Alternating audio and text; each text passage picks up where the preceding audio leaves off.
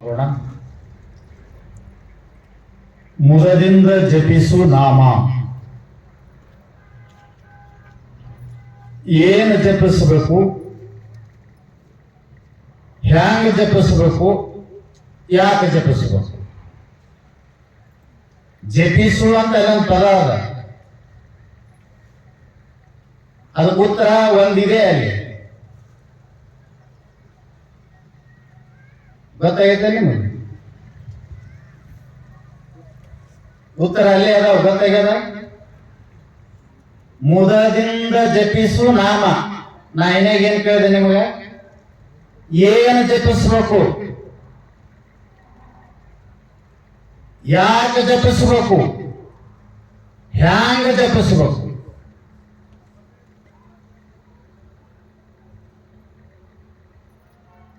ಮತ್ತೆ ಇವು ಗೊತ್ತಿರಲಿಲ್ಲ ಅಂದ್ರ ಅದನ್ನ ಮಾಡಕ್ಕಾಗುದಿಲ್ಲ.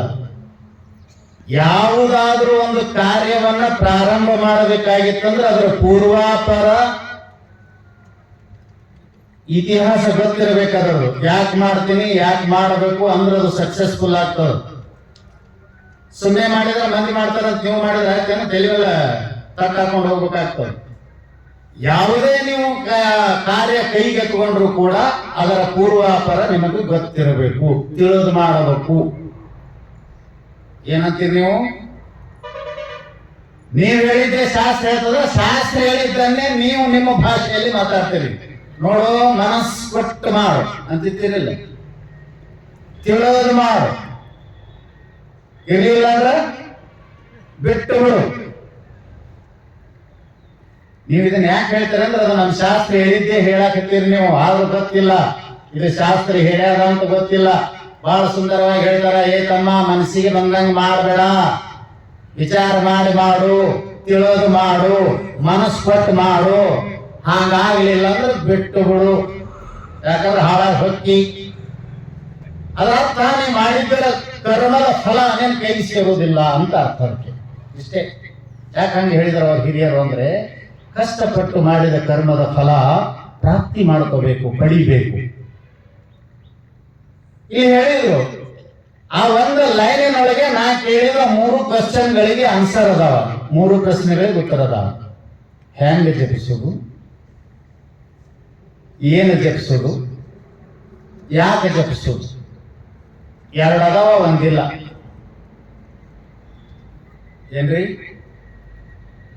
ನಾ ಕೇಳಿದ ಪ್ರಶ್ನೆಗೆ 2 ಉತ್ತರ ಅದಾವ. ಅಲ್ಲಿ ಯಾವ್ಯಾವ ಹೇಳ್ರಿ? ನನ್ನ ಪ್ರಶ್ನೆಗೆ 2 ಉತ್ತರ ಅದಾವ, ಒಂದಕ್ಕಿಲ್ಲ. ಒಂದಕ್ಕೆ ನಾವು ಕಲ್ಪನೆ ಮಾಡ್ಕೋಬೇಕು, ತಿಳ್ಕೋಬೇಕು. ಏನು? ಹೇಗೆ ಜಪಿಸಬೇಕು, ಹೆಂಗ ಜಪಿಸಬೇಕು ಅನ್ನೋದಕ್ಕೆ ಉತ್ತರ ಐತಿ. ಮುದದಿಂದ ಜಪಿಸಬೇಕು, ಆಯ್ತಲ್ಲ? ಆನಂದದಿಂದ ಜಪಿಸಬೇಕು. ಏನು ಜಪಿಸಬೇಕು? ನಾಮವನ್ನು ಜಪಿಸಬೇಕು. ಮತ್ತೆ ಅಲ್ಲಿ ಕಿರಿಕಿರಿ, ಯಾರ ನಾಮ ಜಪಿಸಬೇಕು? ಒಬ್ಬರ ನಾಮ ಒಬ್ಬರಿಗೆ ಆಗಿ ಬರುದಿಲ್ಲ. ಏನ್ರಿ? ಶಿವ ಅಂದ್ರ ವಿಷ್ಣು ಅನ್ನೋರು ಬೆಂಕಿ, ವಿಷ್ಣು ಉಪಾಸಕರಿಗೆ. ವಿಷ್ಣು ನಾರಾಯಣ ಅಂತಂದ್ರೆ ಶಿವ, ಶಿವ ಅನ್ನೋರಿಗೆ ಇವ್ರಿಗೆ ಆಗಿ ಬರುದಿಲ್ಲ. ಮತ್ತೆ ಇವ್ರಿಗೆ ಗುಣ ಬಿಟ್ಟು ಜನತಾನ ಹಗಲುಗಳು ಹಣಕ್ಕಾಗಿ, ಧನಕ್ಕಾಗಿ, ಸಂಪತ್ತಿಗಾಗಿ, ಶ್ರೀಮಂತಿಗಾಗಿ ಲಕ್ಷ್ಮಿಯನ್ನು ಜಪ ಮಾಡೋ ಕಂಪನಿ ಕುಂದತ್ ನೋಡಿದ್ದಾರೆ ಶುಕ್ರವಾರಕ್ಕೊಮ್ಮೆ. ಯಾವ ಶುಕ್ರವಾರ ಅದು? ಯಾವ ಅಲ್ಲ, ತಿಂಗಳದಾಗ ಎಷ್ಟು ಬರ್ತಾವ ಶುಕ್ರವಾರ? ಅವು 4 ಸಂಪತ್ತಿನೋ ಏನ ಅದ್ರಾಗ ಯಾವಾಗ ಒಂದ್ ಐತಿ, ನಮಗಂತೂ ಗೊತ್ತಿಲ್ಲ. 4 2ನೇದ? ಎಲ್ಲ ಸಹಾಯ ಮಾಡ್ಯ ನಮ್ಮ ಮಲ್ಲಪ್ಪ ಅವ್ರಿಗೆ ಗೊತ್ತೈತೆ. ಸಂಪತ್ತಿಗಾಗಿ, ಸಂಪತ್ತಿಗೆ ಒಡೆಯಲಾದಂತ ಲಕ್ಷ್ಮಿಯನ್ನು ಕುರಿತು ಜಪಿಸುವವರಿಗೆ, ಧ್ಯಾನಿಸುವವರಿಗೆ, ತಪ್ಪಿಸುವವರಿಗೆ ಶಿವ ಅಂದ್ರೆ ಆಗಂಗಿಲ್ಲ, ವಿಷ್ಣು ಅಂದ್ರೆ ಆಗಂಗಿಲ್ಲ. ಇವರೆಲ್ಲರನ್ನ ಬಿಟ್ಟು ಸೂರ್ಯ ಭಗವಾನ್ ಇಡೀ ಭೂಮಂಡಲಕ್ಕೆ ಬೆಳಕು ನೀಡತಕ್ಕಂಥ ಸೂರ್ಯ ಉಪಾಸಕರದಾರ. ಸೂರ್ಯ ಮಂತ್ರದ, ಸೂರ್ಯ ಮಂತ್ರವನ್ನು ಜಪಿಸಿದ್ರ ವಿದ್ಯಾ ಪ್ರಾಪ್ತಿ ಆಗ್ತದ, ರೋಗ ನಿವೃತ್ತಿ ಆಗ್ತದ, ಆಯುರ್ವೃದ್ಧಿ ಆಗ್ತದ. ಜನಕ ಮಹಾರಾಜರು ಸೂರ್ಯ ಭಗವಾನನಿಂದ ಅಧ್ಯಾತ್ಮ ವಿದ್ಯೆಯನ್ನು ಪ್ರಾಪ್ತಿ ಮಾಡಿಕೊಂಡು ಅಘಟಿತವಾದಂತ ವಿಚಿತ್ರವಾದಂತ ವರವನ್ನು ಪ್ರಾಪ್ತಿ ಮಾಡಿಕೊಂಡಾರ. ಅಂತ ಒಬ್ಬ ಸೂರ್ಯ ಭಗವಾನ್ ಅದಾನ. ಯಾಜ್ಞವಲ್ಕ್ಯ ಮಹರ್ಷಿಗಳಿಗೆ ಸೂರ್ಯ ಉಪದೇಶ ಮಾಡಿ ಕೊನೆಗೆ ಒಂದು ಅವರಿಗೆ ವರ ನೀಡ್ತಾ ಇದ್ದಾನೆ. ಯಾರು ನಿನ್ನೊಡನೆ ವಿಷಯದ ಚರ್ಚೆಗೆ ಬಂದು ಅದು ಸರಿ ಇದ್ದರೂ ಕೂಡ ತಪ್ಪಾಗಿ ತಿಳಿದು ವಿತಂಡವಾದ ಮಾಡುತ್ತಾರೆಯೋ ಅವರ ಶಿರವು ಸಹಸ್ರ ಹೋಳಾಗ್ಲಿ ಅಂತ ಹೊರ ಕೊಟ್ಟಿರ್ತಾನ ಸೂರ್ಯ ಅಂತ. ಮತ್ತೆ ಅವನು ಮಾಡಿದ್ರೆ ಇವ್ರಿಗೆ ಆಗೋದಿಲ್ಲ, ಹೋಗ್ಬಿಟ್ಟು ಇಂಥ ಬಾಳದ ಅವ್ರು ಹೇಳ್ಕೊತ ಕುಂತ್ರೆ ಅದೇ ಆಗಿತ್ತು. ಮತ್ತೆ ನಾವು ಜಪಿಸೋದು ಯಾರು ಜಪಿಸಮಪ್ಪ? ಒಬ್ಬ ರಾಮ ಅಂದ್ರೆ ಒಬ್ಬ ಕೃಷ್ಣ ಅಂತಾನ, ಒಬ್ಬ ಕೃಷ್ಣ ಅಂದ್ರೆ ರಾಮ ಅಂತಾನ, ಸೂರ್ಯ ಅಂತಾನ, ಲಕ್ಷ್ಮಿ ಅಂತಾನ, ಒಬ್ಬ ಎಲ್ಲರೂ ಬಿಟ್ಟು ಸಕಲ ವಿಘ್ನಗಳನ್ನು ವಿನಾಶ ಮಾಡ್ತಕ್ಕಂಥ ಗಣಪತಿ ಅಂತಾನ. ಗಾಣಪತ್ಯರು ಅವ್ರು ನಮಗೆ ಅದು ಸರಿ ರೀ, ಇವೆಲ್ಲ ಯಾಕೆ ಮಾಡೋಣ ಅಂತಾರ. ಮತ್ತೆ ಇದಕ್ಕೇನು ಅರ್ಥ? ಅದಕ್ಕೆ ನೀವು ನಮ್ಮ ಶಾಸ್ತ್ರಕ್ಕೆ ಬರಬೇಕು, ಅಧ್ಯಾತ್ಮ ಶಾಸ್ತ್ರಕ್ಕೆ, ಅದ್ವೈತ ಶಾಸ್ತ್ರಕ್ಕೆ. ನಾವು ಭೇದ ಮಾಡಂಗಿಲ್ಲ, ನಾವು ಅಭೇದವಾದಿಗಳು, ಭೇದವಾದಿಗಳಲ್ಲ ನಾವು. ಅದ್ವೈತ ಶಾಸ್ತ್ರದ ಮುಂದೆ ಯಾವ ಶಾಸ್ತ್ರವೂ ಇಲ್ಲ. ಅದ್ವೈತ ಶಾಸ್ತ್ರ ಯಾವುದನ್ನು ತೆರಳಿಲ್ಲ, ಯಾವುದನ್ನು ಹೊಗಳಿಲ್ಲ. ಸಮಾನ ಸ್ಥಿತಿಯಾಗಿ ತನ್ನಲ್ಲಿ ತಾನು ಗಹನವಾಗಿ ಗಂಭೀರವಾಗಿ ಗಾಂಭೀರ್ಯದಿಂದ ಇದ್ದುಕೊಂಡು ಆ ಪ್ರಕಾಶದ ಸ್ವರೂಪವನ್ನು ತಿಳಿಯಲಿಕ್ಕೆ ಅನುವು ಮಾಡಿಕೊಡ್ತಕ್ಕಂಥ ಏಕೈಕ ನಿಷ್ಪಕ್ಷಪಾತವಾದ ಶಾಸ್ತ್ರ ಅದ್ವೈತ ಶಾಸ್ತ್ರ. ಲಕ್ಷ್ಯದಲ್ಲಿಟ್ಕೊಳ್ಳಿ. ನೀವು ಬೇಕಾದವರು ಹತ್ತುವರೆಗೆ ಇದನ್ನೇ ಮಾಡಿರ್ತಾರೆ, ನಾವು ಹಂಗೆ ಹೇಳಂಗಿಲ್ಲ. ನಿನಗೆ ಇಷ್ಟ ದೇವತೆಯ ಮಂತ್ರವನ್ನು ಜಪಿಸು ಅಂತ ಹೇಳ್ತೀವಿ ನಾವು. ನೀವು ಈ ಶಾಸ್ತ್ರ ಹೇಳೋರ್ನ ಈ ಶಾಸ್ತ್ರ ಬಿಟ್ಟು ಬೇರೆ ಕಡೆ ಹೋಗ್ಲಿ, ಕಂಡೀಷನ್ ಅದಾವ. ಇದನ್ನೇ ಮಾಡಬೇಕು, ಇದನ್ನ ಬಿಟ್ಟು ಹೊರಗೆ ಹೋಗ್ತಾರ ಅಂತ ಹೇಳ್ತಾರ ಅವರು. ನಾವು ಹಂಗಲ್ಲ. ನೀವು ಎಷ್ಟು ಜನ ಬಂದಿರಿ, ನೀವು ನಿಮ್ಮ ಮನೆದೇವ್ರ ಯಾವ್ದು ನಮ್ಗೆ ಗೊತ್ತ, ನಿಮ್ ಗುರುಗಳು ಯಾರದ ನಮ್ಗೇನು ಗೊತ್ತ, ನೀವು ಎಲ್ಲಿ ಹೋಗಿ ಏನ್ ಮಾಡ್ಕೊಂಡು ಬಂದಿರಿ ನಮಗೇನು ಗೊತ್ತಾ, ಯಾವ ದೇವತೆಯನ್ನು ಉಪಾಸನೆ ಮಾಡ್ತೀರಿ ನಮಗೇನು ಗೊತ್ತಾ. ಆದ್ರೆ ನಾವು ಅದನ್ನೇನೋ ಹೇಳುವುದಿಲ್ಲ, ಅದನ್ನೇನೋ ಹಳಿಯುವುದಿಲ್ಲ. ನಿನ್ನ ಮನಸ್ಸಿಗೆ ಇಷ್ಟವಾದದ್ದು, ನಿನಗೆ ಆನಂದ ಕೊಡುವುದು, ನಿನಗೆ ಅತಿ ಆನಂದಕ್ಕೆ ಕಾರಣವಾಗಿರುವುದು ಯಾವುದದ ಅದನ್ನು ಜಪಿಸು ಅಂತ ಹೇಳ್ತೀವಿ. ಯಾವ ನಾಮ ಜಪಿಸಬೇಕು ಅಂದ್ರೆ ಅದನ್ನು ಜಪಿಸು. ಯಾಕೆ? ಆಕಾಶಾತ್ ಪತಿತಂ ತೋಯಂ ಸಾಗರಂ ಪ್ರತಿಗಚ್ಚತಿ. ನಮ್ಮ ಶಾಸ್ತ್ರ ಹೇಳ್ತಾರೆ, ಆಕಾಶದಿಂದ ಬಿದ್ದ ನೀರೆಲ್ಲವೂ ಯಾವುದೋ ಒಂದು ಉಪಾಯದಿಂದ ಮರಳಿ ಸಾಗರವನ್ನೇ ಹೇಗೆ ಸೇರುತ್ತದೆಯೋ, ಪ್ರತಿ ದೇವತೆಗಳ ನಾಮವನ್ನು ಹಿಡಿದು ನಮಸ್ಕಾರ ಮಾಡಿದರೂ ಕೂಡ ಆ ಅಖಂಡ ಚೈತನ್ಯ ಪರಮಾತ್ಮನಿಗೆ ಹೋಗಿ ಮುಟ್ಟುತ್ತದ ಅಂತ ಹೇಳ್ತಾರೆ ನಮ್ಮ ಶಾಸ್ತ್ರ. ಹೌದಾ? ಭೂಮಿ ಮೇಲೆ ಬಿದ್ದ ನೀರೆಲ್ಲ ಹೋಗ್ಯದ, ಸಾಗರವನ್ನೇ ಹೇಗೆ ಸೇರ್ತದೋ ಹಾಗೆ ಪ್ರತಿ ದೇವತೆಗೆ ಮಾಡಿದ ನಿನ್ನ ನಮಸ್ಕಾರಗಳು ಆ ಪರಮಾತ್ಮನನ್ನೇ ಕುರಿತು ಹರಿದು ಹೋಗಿ ಸೇರುತ್ತವೆ. ಪರಮಾತ್ಮನನ್ನ ಮತ್ತೆ ಬರಬೇಡ್ರಿ. ಪರಮ ಅಂದ್ರೆ ಶ್ರೇಷ್ಠ, ಆತ್ಮ ಅಂದ್ರೆ ಬೆಳಕು, ನಾಶವಿಲ್ಲದಂತ ಸದಾವಕಾಲ ಇದ್ದುಕೊಂಡು ಬೆಳಗತಕ್ಕಂತ ನಿರಾಕಾರದಲ್ಲಿ ಕೇವಲ ಚೈತನ್ಯ ಸ್ವರೂಪವಾಗಿರೋದು ಅಲ್ಲಿಗೆ ಹೋಗಿ ಮುಟ್ಟೋದು. ಅದುವೇ ಹಲವು ನಾಮರೂಪಗಳಾಗ್ಯದ. ನಿಮ್ಮ ದೇವಿ ಆದದ್ದು ಅದೇ, ಲಕ್ಷ್ಮಿ ಆದದ್ದು ಅದೇ, ಶಿವ ಆದದ್ದು ಅದೇ, ವಿಷ್ಣು ಆದದ್ದು ಅದೇ, ವೀರಭದ್ರ ಆದದ್ದು ಅದೇ, ಸೂರ್ಯ ಚಂದ್ರ ಅಖಿಲಾಂಡ ಕೋಟಿ ಬ್ರಹ್ಮಾಂಡಗಳಲ್ಲಿ ಬೆಳಗತಕ್ಕಂತ ಪ್ರತಿಯೊಂದು ದೇವತಾ ಸ್ವರೂಪವಾಗಿದ್ದು ಚೈತನ್ಯದ ಅಲ್ಲಿಗೆ ಹೋಗಿ ಮುಟ್ಟುತ್ತದೆ. ಆಕಾರ ಬೇರೆ ಬೇರೆ ಆಗ್ಯಾರ. ಈ ರೀತಿಯಲ್ಲಿ ನೀವು ಪಕ್ಕ ಮಾಡ್ರಿ, ಗಾಡಿ ಬೇಕಾದ ಹೊಡೀರಿ. ನಿಮಗೆ ಯಾವಾಗ ಮನಸ್ಸಿಗೆ ಬರ್ತದ ಅದನ್ನ ಅನಿಸ್ತದೆ. ನಿಮ್ಮ ಗುರುಗಳ ನಾಮಸ್ಮರಣೆ ಮಾಡ್ರಿ, ನಿಮ್ಮ ಇಷ್ಟ ದೇವತೆ ನಾಮಸ್ಮರಣೆ ಮಾಡ್ರಿ. ನೀವು ಯಾವ ದೇವತೆಯನ್ನು ಕುರಿತು ಉಪಾಸನೆ ಮಾಡ್ತೀರಿ, ಯಾವ ದೇವತೆಯನ್ನು ಕುರಿತು ಪೂಜೆ ಮಾಡ್ತೀರಿ ಅದರ ನಾಮ ಮಾಡಿ. ನಿಮ್ಮ 3 ಪ್ರಶ್ನೆಗೆ ಸಿಕ್ಕಿಲ್ಲ ಉತ್ತರ. ಏನ್ ಜಪಿಸ್ಬೇಕು? ನಾಮ ಜಪಿಸ್ಬೇಕು. ಹ್ಯಾಂಗ ಜಪಿಸ್ಬೇಕು?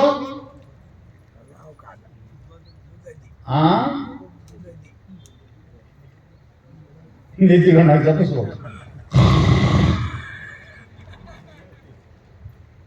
ಆನಂದದಿಂದ ಜಪಿಸ್ಬೇಕಂತ, ಹೃದಯ ತುಂಬಿ ಜಪಿಸ್ಬೇಕಂತ. ಹ್ಯಾಂಗ ಜಪಿಸ್ಬೇಕು? ಮುದದಿಂದ, ಆನಂದದಿಂದ, ಪ್ರೀತಿಯಿಂದ, ಸಂತೋಷದಿಂದ ಜಪಿಸ್ಬೇಕು.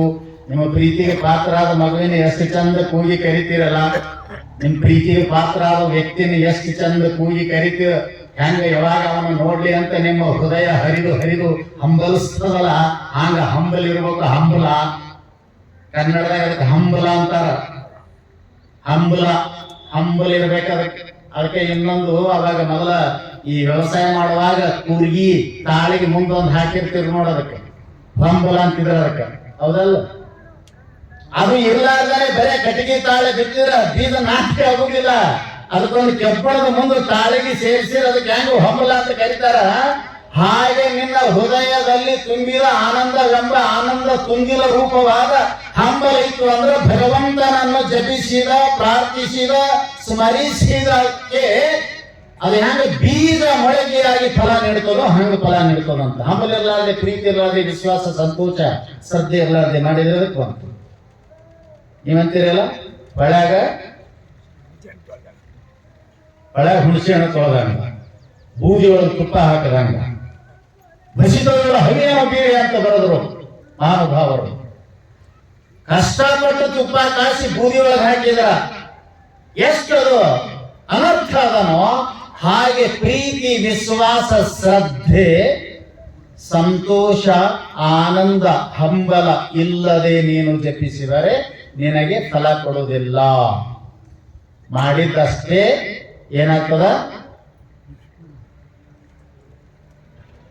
ಕಾರ್ಯ ಮಾಡಿದ್ದು ಶ್ರಮ ಆಗ್ತದೆ, ಶ್ರಮಕ್ಕೆ ಫಲ ಆಗುವುದಿಲ್ಲ. ಅದಕ್ಕೆ ಮೊದಲಿಂದ ಜಪಿಸು, ನಾಮವನ್ನು ಜಪಿಸು. ಯಾರ ನಾಮ ಅಂದ್ರೆ ಯಾರ್ದಾರ ಜಪಿಸು. ಹೆಂಡತಿ ನಾಮ ಜಪಿಸಿ ಪುಣ್ಯ ಆಗ್ಯಾನ, ಪುನೀತ ಆಗ್ಯಾನ, ಮತ್ತ ಅದನ್ನ ಮಾಡ್ಕೋತ ಕೂತಿರ್ಬೇಕು. ಟೋಟಲಿ ನಿನಗೆ ಮುದ ಕೊಡುದು, ಆನಂದ ಕೊಡುದು ಯಾವುದದ ಆ ನಾಮವನ್ನು ಕುರಿತು ಜಪಿಸು. ಯಾಕೆ ಜಪಿಸಬೇಕು? ಇದು ಬಹಳ ಮುಖ್ಯ. ಮತ್ತೆ ಯಾವಾಗ ಜಪಿಸಬೇಕು ಇದು ಒಂದು ಬಹಳ ಮುಖ್ಯ. ಮತ್ತೆ ಹೊಸು ಏಸದು ಪ್ರಶ್ನೆ. ನಾ ಮೊನ್ನೆ ಕೇಳಿದೆ, ಅಲ್ಲೋಪ ಸ್ವಾಮಿ ನೀ ಹೇಳ್ಕೊತೆ ಹೋಗವ ಹಂಗೆ ಏಸೋದತ್ ಕೇಳಿದ್ರಿ ಏನ್ ಹೇಳ ಅಂದವ. ಯಾಕೆ ಜಪಿಸ್ಬೇಕು, ಯಾವಾಗ ಜಪಿಸ್ಬೇಕು ಅದು ಬಹಳ ಮುಖ್ಯ.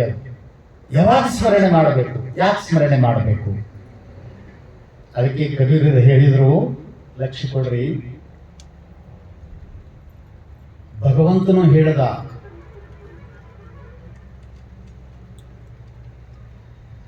ತದಾ ತದ್ಭಾವ ಭಾವಿತ ಅರ್ಜುನ. ಯಾವಾಗ ಜಪಿಸ್ಬೇಕು ಅನ್ನೋದನ್ನ ಮೊದಲು ತಿಳ್ಕೋಬೇಕು. ಇವೆಲ್ಲ ಸೆಕೆಂಡ್ರಿ, ಇವು ಎರಡನೇ ಮಾತು. ಇವು ಯಾವ ಯಾಕ, ಹ್ಯಾಂಗ, ಏನನ್ನು ಅನ್ನೋದು ಇವು ಬ್ಯಾರೆ. ಯಾವಾಗ ಅನ್ನೋದು ಬಹಳ ಮುಖ್ಯದ, ಲಕ್ಷ್ಯದಲ್ಲಿಟ್ಕೊಳ್ರಿ. ನಿಮ್ಮ ಮನಸ್ಸಿಗೆ ಬಂದಾಗ ಅಲ್ಲ, ಶಾಸ್ತ್ರದ ನಿಯಮ ಹೆಂಗದ ಹಾಗೆ ನಮ್ಮ ಮನಸ್ಸಿಗೆ ಬಂದಂಗೆ ಮಾಡಿದ್ರೆ ಅದು ಶಾಸ್ತ್ರ ಆಗುವುದಿಲ್ಲ, ಅದು ಕಾರ್ಯ ಆಗುವುದಿಲ್ಲ, ಅದು ಜಪ ಆಗುವುದಿಲ್ಲ, ಅದು ತಪ ಆಗುವುದಿಲ್ಲ. ಶಾಸ್ತ್ರ ರೀತಿ. ಅದಕ್ಕೆ ಭಗವಂತ ಅರ್ಜುನನನ್ನು ಕುರಿತು ಎಚ್ಚರಿಕೆ ನೀಡಿದ, ತಸ್ಮಾತ್ ತೇ ಶಾಸ್ತ್ರಂ ಪ್ರಮಾಣಂ ಕಾರ್ಯ ಕಾರ್ಯ ವ್ಯವಸ್ಥಿತವು. ಹೇ ಅರ್ಜುನ, ನಾನೇಕೆ ನಿನಗೆ ಪ್ರಮಾಣವಾಗಲಿಯೋ, ನಾನೇಕೆ ನಿನಗೆ ಎಷ್ಟು ಒತ್ತು ಕೊಟ್ಟು ಒತ್ತಾಯ ಮಾಡಿ ಹೇಳಬೇಕಾಗ್ಯದ. ಶಾಸ್ತ್ರವೇ ಪ್ರಮಾಣ ಅಂತ. ಏನಂತ ನೀವು ನೋಡ್ರಿ, ಪ್ರತಿಯೊಂದು ನಿಮ್ಮ ಪ್ರಪಂಚ ಆಗಲಿ ಪರಮಾರ್ಥ ಆಗಲಿ ಶಾಸ್ತ್ರ ಪ್ರಮಾಣ ಬಿಟ್ಟು ಮಾಡಬೇಕು ಅಂದ್ರೆ ಸರ್ವನಾಶ ಆಗಿ ಹೋಗ್ತದೆ. ನಿಮ್ ಪ್ರಪಂಚದೊಳಗೂ ಫಲ ಸಿಗುದಿಲ್ಲ, ಪರಮಾರ್ಥದಲ್ಲಿ ಸಿಗುದಿಲ್ಲ. ಲೈನ್ ಅದ, ಲೈನ್ ಪ್ರಪಂಚನ ಲೈನ್ ಅದ. ಲೈನ್ ತಪ್ಪಂದ್ರೆ ಕ್ಲಾಸ್ ಹೋಗಿ ಬಿಡ್ತಾನ ಹಾಳಾಗಿ. ಪರಮಾರ್ಥನೂ ಲೈನ್ ಅದ. ನೋಡ್ರಿ, ನೀವು ಟ್ರೈನ್ ಹೋಗೋದಕ್ಕೊಂದು ಮಾರ್ಗ ಬೇರೆ ಅದ, ಉಳಿದು ಹೋಗೋದಕ್ಕೆ ಮಾರ್ಗ ಬೇರೆ ಅದಾವ ಅಲ್ಲ. ಟ್ರೈನ್ ಹೋಗ್ಲಿಕ್ಕೆ ಎರಡು ಟ್ರ್ಯಾಕ್ ಹಳಿನೇ ಎಷ್ಟು ಮುಖ್ಯನೋ ಹಾಗೆ ಮನುಷ್ಯ ಜೀವನದಲ್ಲಿ ಪ್ರಪಂಚ ಪರಮಾರ್ಥವೆರಡನ್ನು ನಡೆಸಲಿಕ್ಕೆ ಶಾಸ್ತ್ರ ರೂಪ ಹಳಿ, ಲೈನ್, ಟ್ರ್ಯಾಕ್ ಬಹಳ ಮುಖ್ಯದಂತ. ಅದಕ್ಕೆ ಅದನ್ನು ನೋಡಿ ನಾನು ನೋಡ್ಬೇಡ ಅಂದ ಪರಮಾತ್ಮ. ಅದನ್ನು ನೋಡು. ತಸ್ಮಾತ್ ಆದ್ದರಿಂದ ತೇ ನಿನಗೆ ಶಾಸ್ತ್ರಂ ಪ್ರಮಾಣಂ, ಶಾಸ್ತ್ರವು ಪ್ರಮಾಣವಾಗಿದೆ. ಎದಕ್ಕೆ ಪ್ರಮಾಣ ಆಗ್ಯದ ಅಂತ ಕೇಳಿದ್ರೆ ಕಾರ್ಯ ವ್ಯವಸ್ಥಿತವು. ಕಾರ್ಯವದು ಅಕಾರ್ಯವದು, ಮಾಡಬೇಕಾದದ್ದು ಯಾವುದು, ಮಾಡಬಾರದ್ದು ಯಾವುದು, ಅವು ಎರಡನ್ನೂ ಯಾವಾಗ ಮಾಡಬೇಕು ಅದು ಮುಖ್ಯ. ಅದಕ್ಕೆ ಶಾಸ್ತ್ರ ನಿಯಮಗಳು. ನಾಮ ಜಪಿಸೋದೈತಿ, ಸಂತೋಷದಿಂದ ಜಪಿಸೋದೈತಿ. ಯಾಕೆ ಜಪಿಸೋದು ಅನ್ನೋದು ನಿಮ್ಗೆ ಗೊತ್ತದ, ನಾವೇ ಹೇಳಬೇಕಾಗಿಲ್ಲ. ಇಷ್ಟಾರ್ಥ ಸಿದ್ಧಿಗಾಗಿ ಜಪ ಮಾಡ್ತೀರಿ ಯಾರ್ಯಾರು ಅದಕ್ಕೆ, ಅದನ್ನು ಗೊತ್ತದ ನಿಮಗೆ. ಯಾವಾಗೆ ಅನ್ನೋದು ಗೊತ್ತಿಲ್ಲ. ಅದಕ್ಕೆ ಕಬೀರ್ ಹೇಳಿದ್ರು, सुख में सुमिरन ना किया, दुख में सब कर दिया,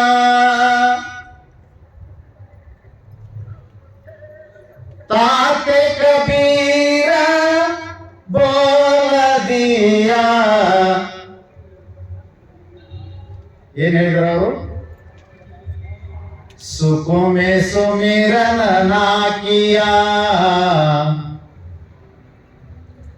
ಸುಖ ಇದ್ದಾಗ ಯಾರು ಪರಮಾತ್ಮನ ಧ್ಯಾನ ಮಾಡಲಿಲ್ಲ. ದುಃಖ ಮೇ ಸಬ್ ಕಿಯಾ ಯಾದ್, ದುಃಖ ಬಂದಾಗ ಎಲ್ಲರೂ ನೆನಪು ಮಾಡಿದ್ರು, ಹೌದಲ್ಲ? ದುಃಖ ಬಂದಾಗ ಎಲ್ಲರೂ ನೆನಪು ಮಾಡಿದ್ರು. ಕಬೀರ ಕಹತ ಕೌನ ಸುನೆ ಪರಿಯಾ, ಕಬೀರ ಕಹತ ಕೌನ ಸುನೆ ಪರಿಯಾ. ನಿನ್ನ ಮನಸ್ಸಿಗೆ ಬಂದಾಗ ಮಾಡಿದ್ರ ಅದನ್ನ ಕೇಳೋರು ಯಾರು ಅಂದ್ರ ಅವರು. ನಿನ್ನ ಮನಸ್ಸಿಗೆ ಬಂದಾಗ ನೆನಪು ಮಾಡಿದ್ವಿ, ನಿನ್ನ ಮನಸ್ಸಿಗೆ ಬಂದಾಗ ಸ್ಮರಣೆ ಮಾಡಿದೆ ಅಂದ್ರೆ ಕಬೀರ ಕಹತ ಕೌನ ಸುನೆ ಪರಿಯಾ. ನಿನ್ನ ಈ ದುಃಖ ಕೇಳೋರು ಯಾರು, ನಿನ್ನ ಈ ಬಿರಾದಿ ಕೇಳೋರು ಯಾರು? ಬಂದು ಕುಂತ ಹೇಳಿದ್ರ ನಿನಗೆ ಬಂದಾಗ. ಅದಕ್ಕೆ ನಾನು ಕನ್ನಡದಾಗ ಮಾಡೀನಿ. ಯಾವಾಗ ನಮ್ಗೆ ಗೊತ್ತಾಯ್ತಿಲ್ಲ, ಯಾವಾಗ ಹೇಳಿದ್ರು ಅವರು? ಏನಿಲ್ಲ, ಬಹಳ ಚಂದ ಹೇಳಿದ್ರು ಅವರು. ಸುಖದಲ್ಲಿ ದೇವರ ನೆನಪಿಲ್ಲ, ದುಃಖವು ಬಂದಾಗ ನೆನೆವರು ಎಲ್ಲ. ಸುಖದಲ್ಲಿ ದೇವರ ನೆನಪಿಲ್ಲ, ದುಃಖದಿ ನೆನೆವರು ಹಗಲೆಲ್ಲ. ಕಬೀರ ಇದನ್ನು ತಿಳಿಸಿದನಲ್ಲ, ಈಗ ನೆನೆದರೆ ಫಲವಿಲ್ಲ ಕಬೀರ, ಈಗ ನೆನೆದರೆ ಫಲವಿಲ್ಲ. ಗೊತ್ತಾಯ್ತಾ? ಸುಖ ಇದ್ದಾಗ, ಸಂಪತ್ತು ಇದ್ದಾಗ, ಹೆಂಡತಿ ಗಂಡ ಮಕ್ಕಳು ಅನ್ಯೋನ್ಯವಾಗಿದ್ದಾಗ, ಒಬ್ಬರಿಗೊಬ್ಬರಿಗೆ ವಿರಸವಿಲ್ಲದಿದ್ದಾಗ, ಒಬ್ಬರ ಮಾತನ್ನು ಒಬ್ಬರು ಕೇಳಿ ನಡೆಯುವಾಗ, ನೀವು ಅಂದುಕೊಂಡದ್ದೆಲ್ಲ ನಡೆಯುವಾಗ ದೇವರು ಕಾಣಿಸ್ತಾನೆ ನಿಮ್ ಕಡೆಗೆ.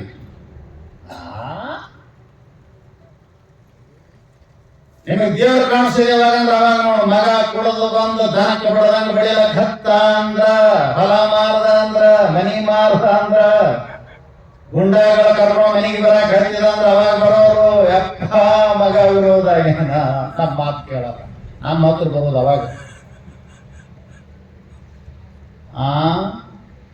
20-25 ವರ್ಷ ಮನಸ್ಸಿಗೆ ಬಂದಂಗೆ ಬೆಳೆಸಿ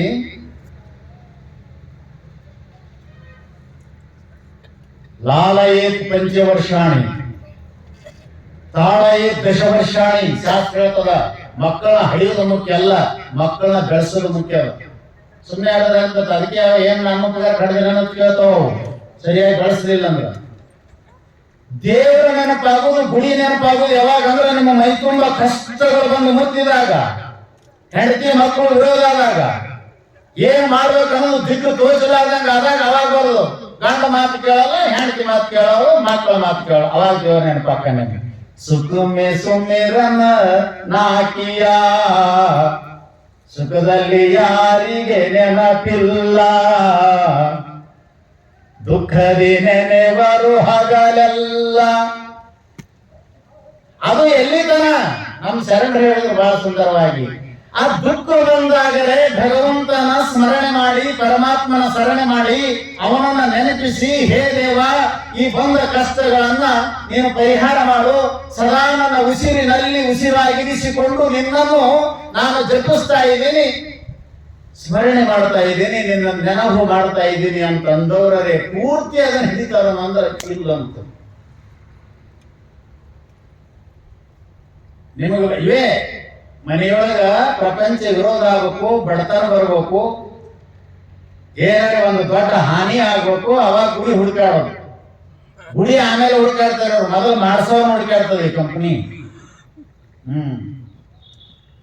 ಮೊದಲು ಎಲ್ಲಿ ಚಲೋ ಹೇಳೋರು ಅದ, ಇವ್ರಿಗೆ ಏನಾರ ಆಯ್ತಂದ್ರೆ ಅದನ್ನ ಹುಡುಕಾಡ್ತೈತಿ ಈ ಕಂಪ್ನಿ. ಎಲ್ಲಿ ಚಲೋ ಹೇಳೋರದ ನಿಮ್ಗೆ ಇಟ್ಟು ಬುದ್ಧಿ ಹಾಕಿರ್ಲಕ್ಕಿಲ್ಲ. ಅವ ನಿಮಗೆ ಹೇಳಿ ಚಲೋ ಮಾಡಿ ನಿಮ್ ಕಡೆದ 10,000 50,000 ತಗೊಳವ ತಾನೇ ಮಾಡ್ಕೋತಿದ್ನಲ್ಲೋ. ನಿಮ್ ಹೆಣ ಎತ್ತಿ ಯಾಕೆ ಹೋಗ್ತೀರ ಅವನ ಹತ್ರ? ನಿಮ್ಗೆ ಏನು ಹುಚ್ಚಿಡದತ್ ನಿಮ್ಗ? ಯಾವನೊಬ್ಬ ಬಾಗಲಕೋಟೆ ಸಿಟಿಯಾಗ ಬಂದಿದ್ನಂತ ಪಕ್ಕ ತಿಳ್ಕೊಳ್ರಿ. ನಿಮಗ ಅವ ದುಡ್ಡು ತಗೊಂಡು ನಿಮಗ್ ಬದುಕು ತೆಗೆದು ಕೊಡ್ತಿದ್ದ, ನಿಮಗೆ ಯಂತ್ರ ಮಂತ್ರ ಕಟ್ಟಿ ನಿಮ್ ಮನ್ಯಾಗ ಬಡತನ ಬಾರದಂಗ, ನಿಮ್ ಜಗಳ ಆಲಾರ್ದಂಗ, ನಿಮಗ್ ಹಾಂಗ ಆಲಾರ್ದಂಗ ಮಾಡ್ತಿದ್ದ ಅಂದ್ರ ತಾನೇ ಮಾಡ್ಕೊತಿದ್ನಲ್ಲ. ನಿಮ್ಮ ದುಡ್ಡಿನ ಅವಶ್ಯಕತೆ ಅವಾಗೇನದ ಹೇಳ್ರಿ? ಎಷ್ಟು ಹುಚ್ಚರದ್ರಿ ನೀವು? ಇಂಪಾಸಿಬಲ್ ಹಂಗ ಆಗಕ್ ಸಾಧ್ಯನೇ ಇಲ್ಲ. ಪರಮಾತ್ಮ ಯಾರ ಕೈಯಾಗೂ ಇದನ್ನ ಬದಲಾವಣೆ ಮಾಡುವಂತ ಅಧಿಕಾರ ಕೊಟ್ಟಿಲ್ಲ. ಲಕ್ಷ್ಯದಲ್ಲಿ ಇಟ್ಕೊಳ್ರಿ. ಅವ ಬೇಕಾದಂತ ಓದದವ ಇರ್ಲಿ, ಬೇಕಾದ ಯಂತ್ರ ಮಂತ್ರ ಮಾಟ ಮಾಡಾವಿರ್ಲಿ, ಸಾಧ್ಯನೇ ಇಲ್ಲ. ಭಗವಂತನಿಗೆ ಛುಟಿ ಬರ್ತದ. ಒಂದ್ಸಲ ಸೀರೆ ಅಂಡ್ ಸಿಗ್ನೇಚರ್ ಮಾಡಿ ಭೂಮಿಯೊಳಗೆ ನಿಮ್ಮನ್ನ ಬಿಟ್ಟು ಬಿಟ್ಟಾನ. ಬಂದದ್ದನ್ನು ಅನುಭವಿಸುವುದೇ ನಿಮ್ಮ ಕರ್ತವ್ಯ. ಯಾವ ಬದಲಾವಣೆ ಮಾಡಕ್ ಬರೋದಿಲ್ಲ. ಅದನ್ನ ಹೋಗ್ಬೇಡಿ. ಕೇಳಲ್ಲ ನಿಮಗೆ? ಅವ್ನು ಹಂಗೆ ಮಾಡ್ಕೊಡ ಅಂದ್ರೆ ನೋಡೋಣ,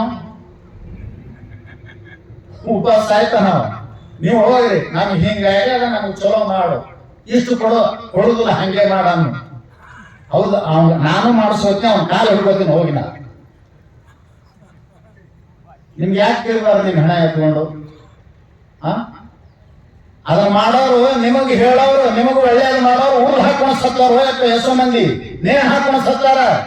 ನಿಮಗ್ ಚೀಟಿ, ನಿಮಗ್ ಮಂತ್ರ, ನಿಮಗ ಅವೇನ ಲಿಂಬಿ ಹಣ ಅವು ಹೂಣಿ ಮಾಡಿ, ಅವೇನ ಹುಗುಳು ಮಾಡಿ ನಿಮಗ್ ಚಲೋ ಮಾಡೋರೆ ತಮ್ಮದೇ ತಮಗ್ ಗೊತ್ತಿಲ್ಲ. ಆದ್ರೆ ನೇಣ್ ಹಾಕೊಂಡು ಸತ್ತಾವ್ರಿಂತವ್ರು ಎಷ್ಟೋ ಜನ ಮಾಡೋರು ಗೊತ್ತದ ನಿಮಗೆ. ಆ ತಿಳುವಳಿಕೆ ಬರೋದು ನಿಮಗೆ ಇನ್ನೂ. ನಾ ಹೇಳ್ತೀನಿ ನಿಮ್ಗೆ ಸಕ್ಸಸ್ ಆಗ್ಲಿ ಬಿಡ್ಲಿ, ಅದು ನಿಮಗೆ ಯೋಗ್ಯ ಆಗ್ಲಿ ಅಯೋಗ್ಯ ಆಗ್ಲಿ, ಒಳ್ಳೆಯದಾಗ್ಲಿ ಕೆಟ್ಟದ್ದಾಗ್ಲಿ, ಇನ್ನೂ ಮಠಕ್ಕೆ ಬರ್ರಿ ಅಥವಾ ಮಂದಿರಕ್ಕೆ ಹೋಗ್ರಿ, ಸುಮ್ ಕುಂತು ಪ್ರಾರ್ಥನಾ ಮಾಡ್ರಿ, ನಿಮಗೆ ಇಂದಿಲ್ಲ ನಾಳೆ ಚಲೋ ಆಗ್ತದ. ಅಂತಲ್ಲಿ ಹೋದ್ರೆ ಮತ್ತೆಷ್ಟು ಪಾಪ ಬರ್ತದೆ. ನಿಮಗೆ ಯಾರು ಬದಲಾವಣೆ ಮಾಡೋದು ಸಾಧ್ಯ ಇಲ್ಲ. ಒಬ್ಬ ಯಾವ ಬಂದು ಒಂದು ಸಾಮಾನು ಮಾರಕ್ ಹತ್ತೀನಿ, ನೀವಿಟ್ಟು ಹೇಳೋದು ಬಿಡ್ತೀರ? ನಾ ಅಲ್ಲಿ ಶಾಣೆ ಅದಾನಂದ್ರೆ ಈಗ ಹೋಗೋರೆ ಊಟ ಮಾಡಿ ಅಲ್ಲಿ ನೀವು ಗೊತ್ತಾಯ್ತು ನಮಗ್. ಇಲ್ಲಿ ಮಠದಾಗ ಊಟ ಮಾಡಿ ಇಂಥದಕ್ಕೆ ನಾವು ಬಹಳ ಶಾಣೆ ಅದಾನ. ಹೌದಾ? ನಡಿ ಹೋಗು. ಅವ ತಪ್ಲ ತಂದಿನಂತ ಮಾರಾಕ್ ಹತ್ತಿದ್ನಂತ. ಅವ ತಪ್ಲ ಏನಂದ್ರೆ ಹೆಸರು, ಆ ತಪ್ಪದ ಹೆಸರು ಅಂದ್ರ, ಆ ತಪ್ಲ ತಿಂದ್ರೆ ಹೊಟ್ಟೆ ಹೆಸರುವಾಗುದಿಲ್ಲ. ಎಷ್ಟು ದಿವಸ ಒಂದಿಷ್ಟು ತಪ್ಲ ತಿಂದ್ರೆ 3 ತಿಂಗಳು ಹೊಟ್ಟೆ ಹೆಸರುವಾಗುದಿಲ್ಲ ಅಂತ ಕೂಗ್ತಿದ್ನಂತ. ಹಸುವಾಗಲ ತಪ್ಲ, ಹಸುವಾಗಲ ತಪ್ಲ. ಅದು ಎದಕ್ಕೆ ಕೊಡೋದು ಅಂದ್ರೆ ಅರ್ಧ ರೊಟ್ಟಿ ಕೊಡ್ತಿದ್ನಂತ. ಜಗದ್ರಿ ಅರ್ಧ ರೊಟ್ಟಿಗೆ ಹಸುವಾಗ್ಲ ತಪ್ಲ ಕೊಡ್ತೀನಿ, ಹಸುವಾಗ್ಲ ತಪ್ಲ ಕೊಡ್ತೀನಿ. ಮಂದಿ ಅರ್ಧ ರೊಟ್ಟಿ ಪೂರಾ ರೊಟ್ಟಿ ಹಿಡ್ಕೊಂಡು ಇಲ್ಲಿಂದ ಗದ್ದನಕೇರಿ ಕ್ರಾಸ್ ತನ ಲೈನ್ ಹತ್ಕೊಂಡು ನಿಂತಿತ್ತು. ಮಂದಿ ರೊಟ್ಟಿ ಕೈಯಾಗ ಹಿಡ್ಕೊಂಡು ಅವ ತಪ್ಪಲು ಕಂಡಿ ಇಟ್ಕೊಂಡು ಅಲ್ಲಿ ಕೂತಿದ್ದ. ಅವಾಗ ಪುಣ್ಯಾತ್ಮ ಹೊಂಟಿದ್ದ, ಇದೇನ್ ಹೆಡಿಗೆ ಜಾತಿರೋ ಏನ್ ರೊಟ್ಟಿ ಜಾತಿರೋ, ಎದ್ರ ಜಾತ್ರೆ ಇದು, ಯಾಕೆ ರೊಟ್ಟಿ ಇಟ್ಕೊಂಡು ನಿಂತೀರಿ, ನಿಮ್ಗೆ ಗೊತ್ತಿಲ್ಲ ಏನ್ರಿ ಅಂದ್ರು. ಇಲ್ಲ ಗೊತ್ತಿಲ್ಲ. ಯಾಕೆ ಹೇಳ್ರಿ ಅಂದ್ಗಳನೆ, ಅಲ್ಲೊಬ್ಬ ಹಸು ಅಲ್ಲ ತಪ್ಲ ಕೊಡ್ತಾನಂತ ಅರ್ಧ ರೊಟ್ಟಿಗೆ ಒಂದಿಷ್ಟು ಕೊಡ್ತಾನಂತ, ಅದನ್ನ ತಿಂದ್ರೆ 3 ತಿಂಗಳು ಹಸು ಆಗುದಿಲ್ಲ ಅಂದ್ರೆ ನಾವು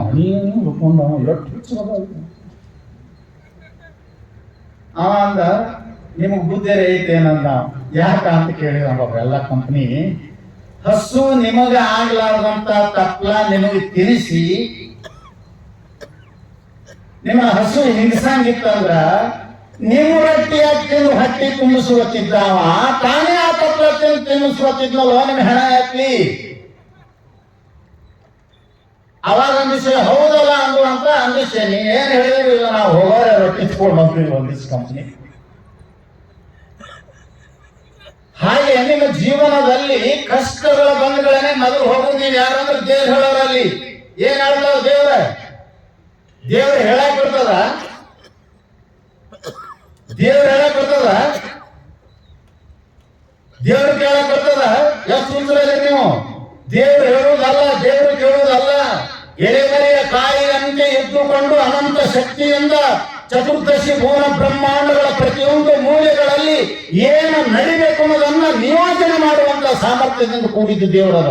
ಯಾರ ಕೈ ಸಿಗ್ತದ ಅಂತ ನಾವು ಹೇಳ್ತಾರಂತ ಈಗ ಕೇಳ್ತಾವ ಕೇಳ್ರಿ.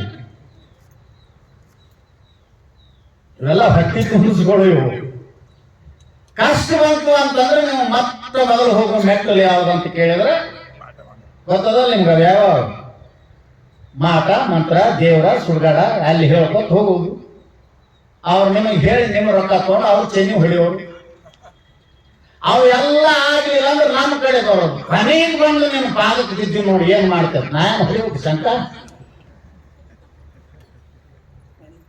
ಅವೆಲ್ಲ ಚಲೋ ಆಗಿಲ್ಲ ಅಂದ್ರೆ ಮಠಕ್ಕೆ ಬರೋದು. ಲಾಸ್ಟ್ ನೋಡ್ರಿ ಕೊನೆಗೆ ಬಂದು ಬಿದ್ದಿದ್ದೀನಿ. ಎಲ್ಲ ಮಾಡೋದು ಮಾಡಿ ಏನು ಮಾಡಬೇಡ್ರಿ. ಕಷ್ಟ ಬಂದಾಗ ಕೋಟಿಗಟ್ಟಲೆ ಇರತಕ್ಕಂತ ಕಷ್ಟಗಳನ್ನು ಸುಟ್ಟು ಹಾಕತಕ್ಕಂತ ನಿಮ್ಮ ಇಷ್ಟ ದೇವತೆಯ ನಾಮಸ್ಮರಣೆ ಮಾಡಿ ಸುಟ್ಟು ಹೋಗ್ತದಲ್ಲಿ ಯಾರಿಗೆ ಹೋಗಿ ಕೈ ಮುಗಿಬೇಡ. ಕುಂದಿರ್ಲಿ ಏಕಾಂತ ಸ್ಥಾನದಲ್ಲಿ. ಅಷ್ಟು ಮಾಡಿಬಿಡ್ಬೇಡ್ರಿ. ಅದಕ್ಕೆ ನಾ ಪೀಠಿಕೆಯಲ್ಲಿ ಹೇಳಿದೆ, ಸದಾ ತದ್ಭಾವ ಭಾವಿತ. ಕಷ್ಟ ಬಂದಾಗ ನಾ ಹೇಳ್ತೀನಿ ನಿಮಗೆ, ಕಬ್ಬಿಗೆ ಬೆಂಕಿ ಹತ್ತದಾಗ, ಮನೆಗೆ ಬೆಂಕಿ ಹತ್ತದಾಗ, ಗೂಡಿಗೆ ಬೆಂಕಿ ಹತ್ತದಾಗ, ಬಾವಿ ತೊಳಿದ್ರ ಉಳಿತದ ಹೆಂಗ್ರಿ?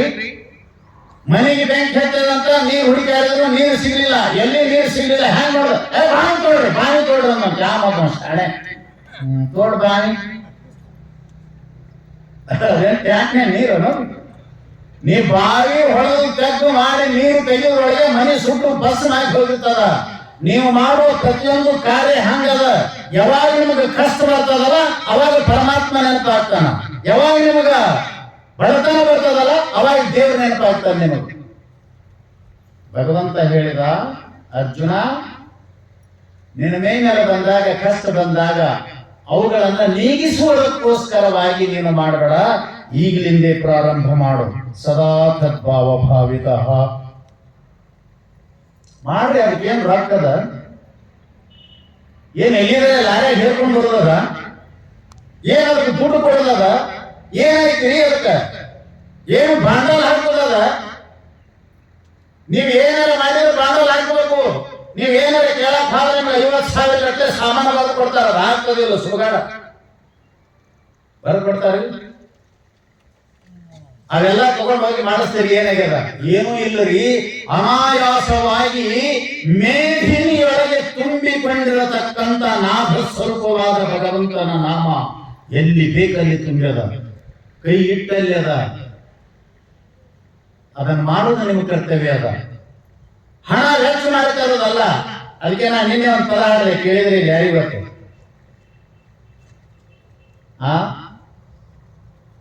ಏನ್ ಕೊಡ್ಬೇಕು ಅದಕ್ಕ? ರಾಮನಾಮದ ಮುತ್ತು ರತ್ನ ಮಾರಲು ಬಂದಿಹ ಓಡೋಣಿಗೆ, ಕೊಳ್ಳಿರಿ ರಾಮನಾಮದ ಮುತ್ತು ಬೆಲೆ ಬಹಳಿಲ್ಲ ಸಸ್ತ. ಕೊಳ್ಳಿರಿ ರಾಮನಾಮದ ಮುತ್ತು ಮನವೆಂಬ ಧನದ ಬೆಲೆ ಕೊಟ್ಟು. ಚೀಪ ಅಗದಿ ಸೋವಿ. ನಿಮ್ಮ ಜೀವನದಲ್ಲಿ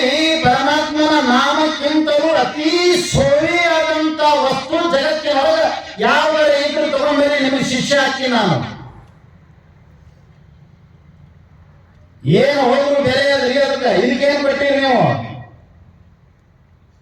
ಆದ್ರೂ ಒಂದು ಕೊಡಬೇಕು, ಏನು? ಮನವೆಂಬ ಧನದ ಬೆಲೆಯನ್ನು ಕೊಟ್ಟು ನಾನವನ್ನು ಪಡೆದುಕೋ, ಸದಾದನ್ನು ಹೃದಯದಲ್ಲಿ ಸಂತೋಷದಿಂದ ಇಟ್ಟುಕೊಂಡು ಜಪಿಸು, ನಿನ್ನ ಜೀವನ ಪಾವನ ಆಗ್ತದ. ಬೇರೆ ವಸ್ತುಗಳಿಗೆ ಇಂತಿಷ್ಟು ಬೆಲೆ ಅದಾವ್ರಿ, ಅವು ನಿಮ್ಮ ದುಃಖ ಹಾಳು ಮಾಡ್ತಾವ ಏನೋ ಗೊತ್ತಿಲ್ಲ, ನಿಮಗೆ ಯೋಗ್ಯತೆಯನ್ನು ತಂದು ಕೊಡ್ತಾವೋ ಗೊತ್ತಿಲ್ಲ, ನಿಮಗೆ ಸಂತೋಷವನ್ನು ಉಂಟು ಮಾಡ್ತಾವೋ ಗೊತ್ತಿಲ್ಲ, ಆದ್ರೂ ಬೆಲೆ ಕತ್ತಬೇಕು ಅದಕ್ಕ. ಆದ್ರೆ ಇಲ್ಲೇನು ಬೆಲೆ? ಏನು ಬೆಲೆ? ಎಂಥ ಶಕ್ತಿ ಸಾಮರ್ಥ್ಯದಿಂದ ಕೂಡಿದ್ದ ನಾಮ. ಯಾವುದನ್ನು ಕೊಡಬೇಕಾಗಿಲ್ಲ, ಎಲ್ಲೋ ದೂರಿನಿಂದ ತರಬೇಕಾಗಿಲ್ಲ. ಸದ್ಗುರು ಸನ್ನಿಧಿಗೆ ಹೋಗಿ ಅವನಿಗೆ ಶರಣಾಗತನಾಗಿ ಮಸ್ತಕದ ಮೇಲೆ ಆತನ ಹಸ್ತವನ್ನಿಟ್ಟುಕೊಂಡು ದಕ್ಷಿಣ ಕರ್ಣದಲ್ಲಿ ಸದ್ಗುರು ಮುಖಾಂತರ ಆ ವಾಕ್ಯವನ್ನು ಕೇಳಿಕೊಂಡು ಬಂದು ಸದಾವ ಕಾಲ ಜಪ ಮಾಡ್ತಾ ಕೂಡು, ನಿನಗ ಸಾವಿರ ಸಾವಿರ ಜನ್ಮಗಳಲ್ಲಿರ್ತಕ್ಕಂಥ ಪಾಪ ಸುಟ್ಟು ಹೋಗ್ತದಂತ. ಅಂತ ಶಕ್ತಿ ಅದು. ಅದಕ್ಕೆ ಅಂತಾರ, ಅದಕ್ಕೆ ಮುಂದೊಂದು ಮಾತು ಹೇಳಿದ್ರು ಅವರು, ಕಷ್ಟ ಬಂದಾಗ ಅಷ್ಟೇ ಸ್ಮರಣೆ ಮಾಡಬೇಡ್ರಿ. ನಮ್ಮ ಶರಣರು ಹೇಳಿದ್ರು, ಇವ್ರು ಚಟನೆ ನಮ್ಗೆ ಗೊತ್ತದು ಮಾರಾಯ, ನಾಮಸ್ಮರಣೆ ಮಾಡ್ತಾರೆ ಯಾವಾಗ? ಕಷ್ಟ ಬಂದಾಗ. ಕಷ್ಟ ಬಂದಾಗಾದ್ರೂ ಕೂಡ ಅದನ್ನು ಪಡೆದುಕೊಂಡು ನಾಮಸ್ಮರಣೆ ಮಾಡಿ ಸದಾವ ಕಾಲದಲ್ಲಿ ಜತ್ತನವಾಗಿ ಇಟ್ಕೋತಾರ ಅಂದ್ರೆ ಇಲ್ಲ ಅಂತ ನಮ್ಮ ದಾಸಮಯ್ಯನವ್ರು ಹೇಳಿದ್ರು ಬಹಳ ಚಂದ. ಎಡರಡಿಸಿದ ವೇಳೆಯೋಡು ಮೃಡನೆಂಬ ನೆನೆವರು. ಅವನ ನೆನಪು ಯಾವಾಗ? ಅವನ ಸ್ಮರಣೆ ಯಾವಾಗ? ಅವನ ನೆನೆಸೋದು ಯಾವಾಗ? ಅವಾಗ ಬಾಳ ನೆನೆಸ್ತಿದ್ದೀರಿ ಮಂದಿ. ರೋಗ ಬಂದ್ರೆ ದೇವ್ರಿಗೆ ಹೋಗೋದು, ರೋಗ ಬಂದ್ರೆ ಗುರುಗಳ ಕಡೆ ಬರೋದು, ಅವಾಗ ಎಲ್ಲಿ ದವಾಖಾನೆ ಸುಡುಗಾಡ. ಇದಕ್ಕೆನ ಹೆಚ್ಚಿಗೆ ಅವಾಗ ನೋಡ್ಬೇಕು, ದೊಡ್ಡ ಭೀಕರ ದುರಂತ ಪರಿಸ್ಥಿತಿ ಯಾವುದು ಅವಾಗ ಈ 20 ವರ್ಷಗಳ ಹಿಂದೆ ಅಂದ್ರೆ ಹೆರಿಗಾಗುವುದು. ಅಂತ ಕ್ರಿಟಿಕಲ್ ಸಮಸ್ಯೆ ಅವಾಗದು. ಈ 15-20 ವರ್ಷಗಳ ಹಿಂದೆ ಹೆರಿಗೆ ಆಗೋದಂದ್ರೆ ಸಾಮಾನ್ಯ ಅಲ್ಲ. ಆ ಹೆರುವಂತ ಹೆಣ್ಮಗಳಿಗೆ ಪುನರ್ಜನ್ಮ ಆದಂಗ ಅವಾಗ. ಮತ್ತ ಅವಳು ಹುಟ್ಟಿ ಬಂದಾಗ ಅವಳು ಹೊಟ್ಟೆ ಮಗು ಹುಟ್ಟಿ ಬರೋದಲ್ಲ, ಜನ್ಮ ಕೊಟ್ಟು ಅಂದ್ರ ಅವಳಿಗೇನೆ ಪುನರ್ಜನ್ಮ ಆದಂಗ. ಅಂತ ಭೀಕರವಾದ ಸಮಸ್ಯೆ ಅದು ಅವಾಗ. ಅದು ವಿಷದ ಕೂಸಲ್ಲದು, ವಿಷ ಹೊರಗೆ ಬರಬೇಕಾಗಿತ್ತು ಅಂದ್ರ ಅವಳ ಪರಿಸ್ಥಿತಿ ಏನಾಗ್ತಿತ್ತು ಅಂತಂದ್ರ ಅವಾಗ ಅವರಿಗೆ ಗೊತ್ತಾ. ಅವಾಗ ಇಡೀ ಸ್ಮಶಾನ ಮೌನ, ನೀರವ ಮೌನ ಮನೆಯೊಳಗವಾಗ ಹೆರಿಗೆ ಆಗುತ್ತಾನ. ಅವಾಗ ನೋಡ್ಬೇಕು ಇವರಿಗೆ ಬಿಸುಕಲ್ಲು ದೇವರಾಗಿರ್ತದ, ಕಸಬರಿಗೆ ದೇವರಾಗಿರ್ತದ, ಅದಕ್ಕೆ ಎತ್ತಿಡುದು, ಇದಕ್ಕೆ ಎತ್ತಿಡುದು, ಅದಕ್ಕೆ ಈ ಹುತ್ತಿ ಬಡಿದು, ಏ ದೇವರ ಎಲ್ಲ ದೇವರಾಗಿರ್ತಾವ ಅವ್ರಿಗೆ. ವಣಿಕಿ ದೇವರ, ವಾಳ್ಳ ದೇವರ, ಬಿಸುಕಲ ದೇವರ, ಬಾರಿಗೆ ದೇವರ, ಈ ಹುತ್ತಿ ಹಚ್ಚು, ಕುಂದ್ರುದು, ನಮಸ್ಕಾರ ಮಾಡೋದು. ಇದು ಆಯ್ತು ಬಾಣತನ ಆಗಿ ಅದು ಕೂಸಾರಾಗಿ ಬೆತ್ತ ನಡಿ ದೇವರೈತೆ. ಆತ ಬ್ಯಾಣಿಕೆ ನಾಳ್ದಾಗ ಈಗ ಹಾಕಿಗೂ ಇಲ್ಲ, ಇವೇನು ಒಳ್ಳೆ ಬೆಳ್ತಿದ್ದಲ್ಲ ಇವಕ್ಕೂ ಇಲ್ಲ. ಕ್ಷಣಾರ್ಧದಲ್ಲಿ ಮಂಗಮಾಯ. ಯಾಕೆ? ಬೈತಲ್ಲ ಕಷ್ಟ. ಹ್ಯಾಂಗ ಫಲ ಆಗಬೇಕು ನಿಮಗೆ? ಅದಕ್ಕೆ ದೇವರ ದಾಸಮಯ್ಯನವರು ಇವು ಎಡರಡಿಸಿದ ಸಮಯಗಳು ನಿಮ್ಮ ಜೀವನದಲ್ಲಿ ಅನಂತದ. ಅವುಗಳು ಬಂದಾಗ ಇಷ್ಟು ಸ್ಮರಣೆ ಮಾಡೋದು. ಆಮೇಲೆ ಅವನೇ ನಂಬಿಕೆ, ಅವನೇ ನಮಗ ಬಿಡೆ ದೇವ್ರು ನೋಡ್ರಿ ಆಗಂಗ ಆಗ್ಯದಂತ. ನೀವು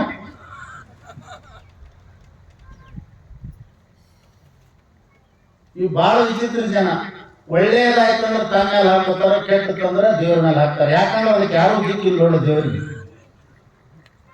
ದೇವ್ರಿಗೆ ಯಾರು ದಿಕ್ಕದ? ನಾವೊಂದು ಕಂಪ್ನಿ ಐತೆ ಯಾವಾಗಂದ್ರ ಈಗ ನೋಡ್ರಿ, ನೀವು ನಿಮ್ದೇ ಹೇಳ್ತೀನಿ ನಿಮಗ, ಅದು ಯಾರು ದಿಕ್ಕಿಲ್ಲದ ಕಂಪ್ನಿ ಅದು. ಈಗ ನೀವು ಯಾರಿಗಾರ ಸಾಲ ಕೊಟ್ರೆ ತಿಳ್ಕೊರೆ, ಕೇಳಿದ್ರಿ ಕೊಡ್ಲಿಲ್ಲ ಅಂದ್ರ ಏನಂತ ನಾವು ಶಿವಾಯ ಮಾಡ್ಬಿಡುದು. ಅದೊಂದು ಕಂಪ್ನಿಗೆ ಹಾಕಿಬಿಡುದ್ರಿ. ಅದು ನಿಮಗೆ ಏನೇನು ಮಾಡುವ ಆಗ್ತಾವಲ್ಲ ಅವು ನೀವು ಮಾಡ್ಕೊಳ್ಳೋದು, ಅವು ಆಗಲಾರದು. ಯಾಕಂದ್ರಿ ಶಿವಾಯ ಕಂಪ್ನಿ ಅಂತೀರಿ ನೀವು. ಅವು ಏನು ಹಾನಿ ಆಗ್ತಾವಲ್ಲ ಅವೆಲ್ಲ ಶಿವಾಯನ ಕಂಪ್ನಿ. ಶಿವಾಯನ ಮಾಡೋದು ಬರೋದಪ್ಪ, ಮತ್ತೆ ಇನ್ನೇನು ಮಾಡೋದು ಅಂತ ನೋಡಿ. ಎಷ್ಟು ವಿಚಿತ್ರದ ಇವರು ವೃತ್ತಿ. ಚಲೋ ಆಯ್ತು ಅಂದ್ರ ಅವ ಮಾಡ್ಯಾನ ಅನ್ನೋದಿಲ್ಲ ಅವರು. ಜಪ್ಪೋ ಅದು ಹೇಳ್ಬಾರ್ದು ನಿಮಗಂತ ನೀವು. ನಮಗೂ ಬಂದು ಕೇಳಿದ್ರೆ ಹೇಳ್ಬೇಕು ನಾವು, ಯಪ್ಪೋ ಇದೆಲ್ಲ ಗುಡ್ಡಿತ್ತಪ್ಪೋ, 10 ತಾರಿ ಮುರಿದೀವಿ. ಇದು ಗುಡ್ಡ ಇಷ್ಟೆಲ್ಲ ಹಾಕಬೇಕಾದ್ರೆ ಏನು ಯುಚ್ಚ ಅಂತ ಹೇಳ್ತೀವಿ ನಾವು. ಎಷ್ಟು ವಿಚಿತ್ರ ಅದು ಮನುಷ್ಯನ ಸ್ವಭಾವ. ಒಳ್ಳೆಯದಾಗಿ ಬೆಳೆದು ನಿಂತು ಅಂದ್ರ, ಮಾಡಿದ್ದು ಯೋಗ್ಯ ಆಯ್ತು ಅಂದ್ರ ನಾನೇ ಮಾಡೀನಿ ಅಂತ. ಅದಕ್ಕೆ ಇವನಿಗೆ ಜೀವ ಅಂತ ಕರೆದಿದ್ದಾರೆ. ಅಹಂ ಅಭಿಮಾನ ಭಾವೇನ ಆರೂಢ, ನಾನೆಂಬುವಂತ ಭಾವದ ಮೇಲೆ ಏರಿ ಕುಳಿತವನೇ ಜೀವ ಅನ್ಬೇಕಂತ ಇವನಿಗೆ. ನೀವೆಲ್ಲರೂ ಅವರೇ ನಾನೆಂಬುವಂತ ಈ ಭಾವನೆ ಮೇಲೆ ಏರಿ ಕುಳಿತುಕೊಂಡು ಇದಕ್ಕೆಲ್ಲದಕ್ಕೂ ನಾವು ಏನು ತಗೊಂಡು ಮಾಡೀವಿ, ನಾವು ಮಾಡಿದ್ದಕ್ಕೆಲ್ಲದಕ್ಕೂ ಕಾರಣೀಭೂತರ್ಯಾರು ಎಂಬುದನ್ನು ಮರೆತಂತ ಈ ಮರವಿಯಲ್ಲಿ ಸಿಲುಕಿರುವ ಅವಿವೇಕಿ ಮನುಷ್ಯ ಇವ. ನೀ ಇದನ್ನೇ ತಗೊಂಡು ಮಾಡಲೇಕೋ, ಯಾರು ಮಾಡಿದ್ದು ಮೊದಲು ನೆನಪದ ನಿನಗೆ? ಮೂಲನೇ ಮಾಡ್ತೀವಿ ನಾವು. ಮತ್ತೆ ಈ ಮಂದಿ ನೋಡಿ, ಈಗ ಅವನ ಮಣ್ಣ, ಅವನ ನೀರ, ಅವನ ಬೆಂಕಿ. ಏನ್ ಬೆಂಕಿ ಯಾರು ಮಾಡಿರಿ? ಬರಾಗ ನೀವೇನ್ ಬೆಂಕಿ ತಗೊಂಬಂದಿರಿ? ಪಂಚಮಹಾಭೂತಗಳನ್ನೆಲ್ಲ ಸೃಷ್ಟಿ ಮಾಡಿರ್ತಾನ ನೋಡಿ. ಹೆಂಗದ ಮಣ್ಣ ಅವಂದು, ನೀರ ಅವಂದು, ಬೆಂಕಿ ಅವಂದು, ಇಟ್ಟಂಗೆ ನಿಮ್ಮ ಬೀಜಿ ಏನವು ಗದ್ನಿಕೇರಿ ಕ್ರಾಸ್ ಅಂತ ಹೊಡ್ಕೊಂಡ್ ಕೂತ್ರಪ್ಪ.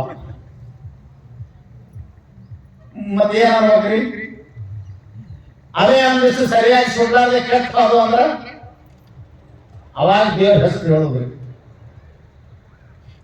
ನಾ ಅಲ್ಲಿ ಆ ಕಡೆ ಜಮಖಂಡಿ ಸೈಡ್ ಕಾರ್ಯಕ್ರಮಕ್ಕೆ ಹೋಗಾಗ ಅವ್ನು ಕೇಳಿದೆ ನಾನು, ಏನ್ ಕಬ್ಬು ಬಂದಿತ್ತು ಅಂದ್ರ 12-13 ಫೂಟ್ ಇತ್ತು. ಅದು ಇಷ್ಟಿಷ್ಟು ದಪ್ಪ ಬೆಳೆದು ನಿಂತಿತ್ತು. ಅವ ಮಾಲೀಕರಿಗೆ ಕೇಳಿದೆ ನಾನು, ಏನ್ ಭಾರಿ ಬಂದದಲ್ರಿ ಅಂದಾಗ ಅವ ಅಂದ, ಸ್ವಾಮಿ ಇದಕ್ಕೆ ಎಷ್ಟು ಮಾಡಿದ್ ನಿನಗೇನು ಗೊತ್ತದ ಅಂದ.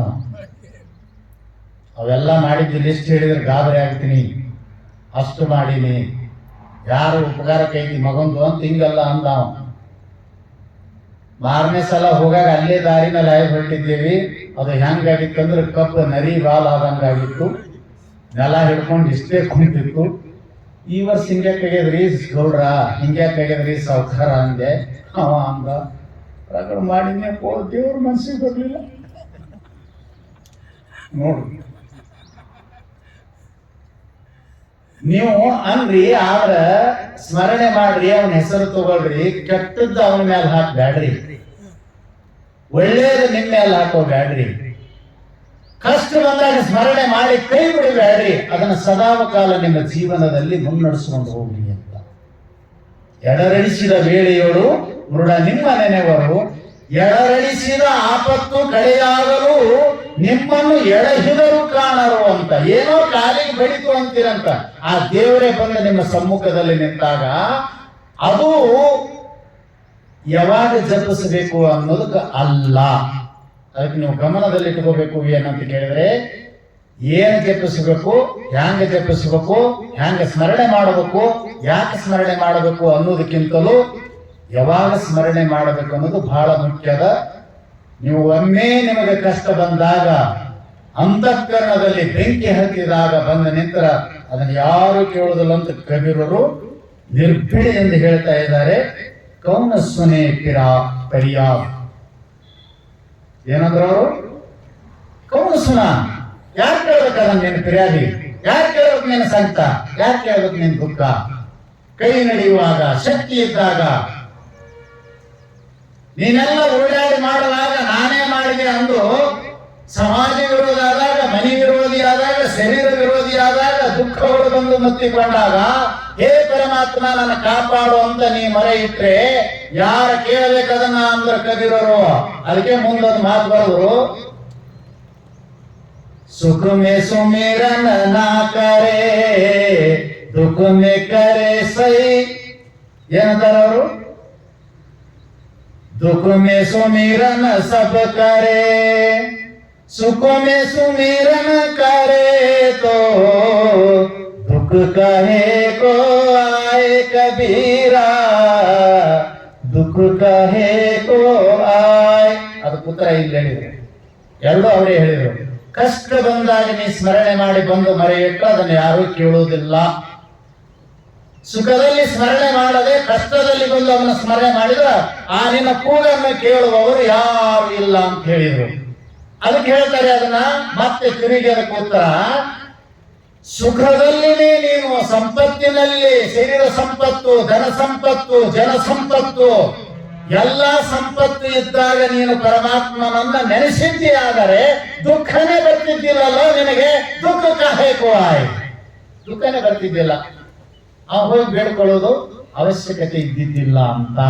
ಹಾಗೆ ಸ್ಮರಣೆ ಮಾಡೋದಂದ್ರೆ ಸುಮ್ಮನೆ ಅಲ್ಲ, ಆನಂದದ ಹೃದಯದಿಂದ, ಆನಂದ ತುಂಬಿದ ಹೃದಯದಿಂದ ಸದಾವಕಾಲ ಅಂದ್ರೆ ಯಾವಾಗಲೂ ಯಾವಾಗಲೂ ಯಾವಾಗಲೂ ಯಾವಾಗಲೂ ಅಂದ್ರೇನು, ಎಚ್ಚರ ಇರುವವರೆಗೇನು ಅಂತಾರ ಅವರು. ನಿದ್ದೆ ಹತ್ತಿದ್ದನ್ನಷ್ಟು ಬಿಟ್ಟು ಎಚ್ಚರ ಇರುವಾಗ ವೇಸ್ಟ್ ಆಫ್ ಟೈಮ್ ಮಾಡಬೇಡ, ಸದಾ ಸ್ಮರಣೆ ಮಾಡಪ್ಪ.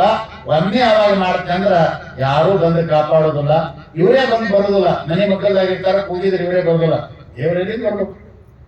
ಅವನು ನೋಡ್ತಾನ ಎಲ್ಲ ಬಿಟ್ಟು. ಈಗ ಅಂತೀರಲ್ಲ ನೀವು, ಯಾರಿಗೂ ಮಾತಾಡಿಸಲಿಲ್ಲ, ಏನೂ ಇಲ್ಲ, ಸಾಕಷ್ಟು ಕೈಯಾಗಿತ್ತು, ರೊಕ್ಕ ಬೆಳ್ಳಿ ಬಂಗಾರ ವಾಹನ ಎದಕ್ಕೋ ಬರ್ತಿದ್ದಿಲ್ಲ, ಯಾರನ್ನ ಕಣ್ಣು ಎತ್ ನೋಡ್ಲಿಲ್ಲ, ಎಲ್ಲ ಹೊರಗಿಂದ ಉಪಯೋಗ ಹಣ್ಣಾರ ಆರಾಮದಿರ. ಈಗ ಹೆಂಗ್ ಮಾತಾಡ್ತಾನ ನೋಡು ಮಗ ಅಂತ ಅವ ಯಾಕೆ ಕೇಳ್ತಾನ?